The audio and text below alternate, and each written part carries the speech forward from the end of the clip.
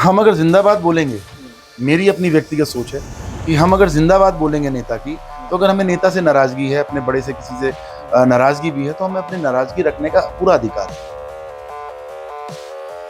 ये बातें जब एक मंच से कुछ जब आपकी बातचीत हो रही थी, सामने मौजूदा जो सांसद हैं बैठे हुए थे, तो एक टीस दिखाई दी कि जब आप अपनी बातें कह रहे थे कि नहीं आते सांसद जी, आप लोकसभा में नहीं पहुंचते, नहीं पहुंच पाते, नहीं काम कर पाते, ऐसी कुछ बातें हुई।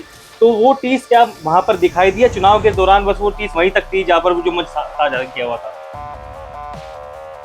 पिताजी का नाम बड़े अजब से लेते हैं लोग, बड़े नेता हैं, आप उनकी छत्र छाया में काम कर रहे हैं, समय से पहले आप सियासत संभालने को मौका दिया गया।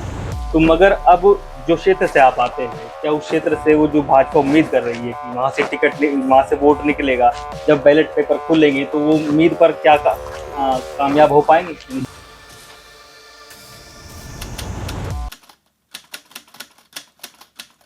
मंच भी है, पहला चरण, और आज अंतिम 7वां चरण के चुनाव हो रहे हैं यूपी में, देश भर में।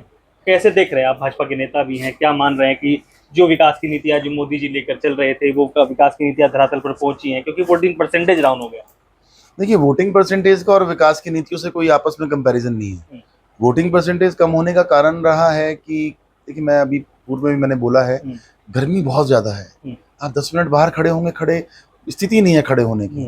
मतलब बाहर इतना इतना तापमान तो शायद मैं कहता हूँ कि पिछले 100 साल में कभी किसी ने देखा भी नहीं। 100 क्या, उससे भी पहले अगर जाएंगे तो इतना 50 डिग्री टेम्परेचर कूद गया है, 48 47।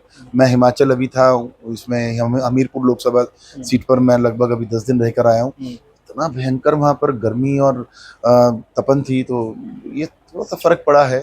और दूसरी बात, काम का सीजन भी है, किसान खेतों में भी है, तो जो किसान धूप में 5 किलोमीटर खेत पे गया हुआ है, 4 किलोमीटर खेत पे गया हुआ है, थोड़ा सा आलसी हो जाता है। तो लेकिन जैसे जैसे स्टेज आगे बढ़ रही हैं, तो उसमें संगठन के लोग, कार्यकर्ता कोशिश कर रहे हैं कि परसेंटेज वोट डलवाने का काम करें। तो भारतीय जनता पार्टी तो अपने लोगों की वोट डलवाने का काम कर ही रही है, तो वोट डल रही है और उम्मीद करते हैं बहुत प्रचंड बहुमत के साथ।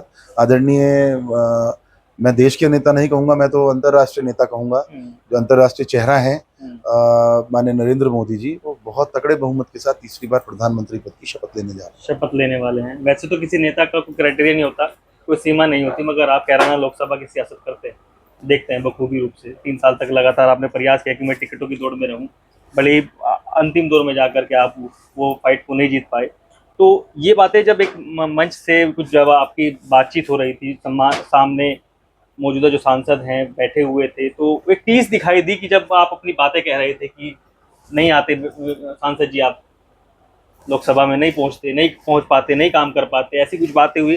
तो वो टीस क्या वहां पर दिखाई दिया चुनाव के दौरान? बस वो टीस वहीं तक थी जहां पर वो जो मंच साझा किया हुआ था। देखिए, पहली बात तो वो टीस नहीं थी। वो देखिए, सांसद जी हमारे समाज की अगर मैं बात करूं तो हमारे बड़े नेता हैं भाई।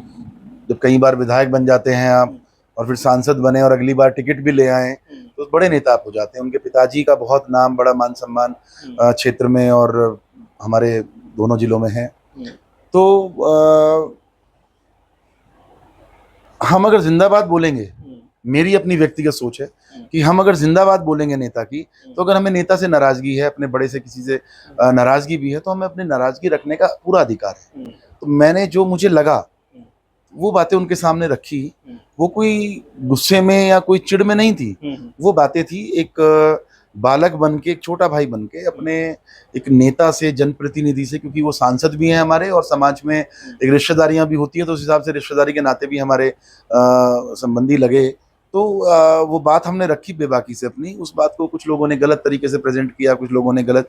अभी मैं एक वीडियो भी देख रहा था, मुझे दिखाई गई वो टीवी में भी चलाई गई, लेकिन वो पूरी एडिट करके चलाई गई। मैंने कहा कुछ और, उसको दिखाया कुछ और गया।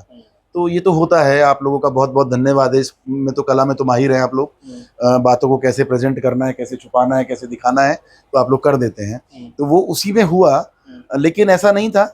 वो नाराजगी जो थोड़ा बहुत मन में वो था, मन मुटाव थोड़ा बहुत जो भी था, वो उसी बैठक में खत्म हो गया था। उसके बाद हम पूरी ईमानदारी से लगे और वो रिजल्ट आपको 4 तारीख को हमारे बूथ पे दिखाई देगा। आपके पिताजी का नाम बड़े अजब से लेते हैं लोग, बड़े नेता हैं, आप उनकी छत्रछाया में काम कर रहे हैं, समय से पहले आप सियासत संभालने को मौका दिया गया, तो मगर अब जो क्षेत्र से आप आते हैं, क्या उस क्षेत्र से वो जो भाजपा उम्मीद कर रही है कि वहाँ से वहाँ से वोट निकलेगा, जब बैलेट पेपर खुलेंगे तो वो उम्मीद पर क्या कामयाब हो पाएंगे? बिल्कुल बिल्कुल, आप देखिएगा वहाँ पर भारतीय जनता पार्टी बहुत अच्छे बहुमत से जीत कर आई।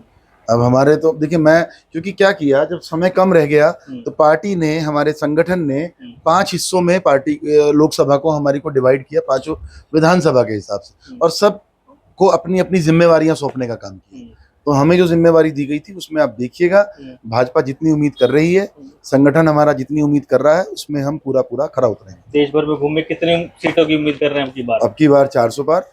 400 पार, कम नीचे कुछ नहीं? देखिए, एग्जैक्ट फिगर तो कोई नहीं दे सकता, लेकिन थोड़ा बहुत ऊपर नीचे हो तो उसमें मैं कोई बहुत बड़ी बात नहीं कहूँगा। लेकिन मोदी जी के काम की, मोदी जी के जो मतलब उनके द्वारा जो योजनाएं, जो नीतियां रही, उसका जलवा, एक आम आप नुक्कड़ में जाएंगे ना, आप किसी गरीब से झोपड़ी में जाएंगे तो वहां भी मोदी जी के लिए आशीर्वाद, दुआएं, प्यार था। 36 बिरादरी के लोग मिलके मोदी जी को सपोर्ट कर रहे हैं, और कहीं ना कहीं इस बार तो मुझे लगता है कि शायद हमारा मुस्लिम समाज भी, चाहे वो कितना भी बढ़े, चाहे वो थोड़ा बढ़े, लेकिन वो मोदी जी की तरफ बढ़ेगा। कैराना में बहुत मुस्लिम समाज है, कहाँ जा रहा है? तो कैराना की स्थिति पर्टिकुलर तो मैं नहीं कहूँगा, लेकिन मैं तो पूरे देश में जहाँ जहाँ घूमा हूँ, जहाँ प्रदेश में, चाहे हम अलग अलग जगह गए, वहाँ की मैं टोटल ओवरऑल बात कर रहा हूँ। कैराना में भी काफ़ी हद तक वो हम देखना, जब बूथ खुलेंगे तो मुस्लिम जो गढ़ हैं, जो मुस्लिम बूथ हैं, उन पर कहीं ना कहीं मुझे उम्मीद है कि हम लोग कहीं ना कहीं खड़े होंगे, कहीं ना कहीं हम लोग मिलेंगे। तो ये मनीष चौहान थे, जो भाजपा के बड़े नेता हैं, जिन्होंने बेबाकी से अपने मुद्दों पर राय रखी। आपको खबर कैसी लगी कमेंट सेक्शन में राय रखें। धन्यवाद।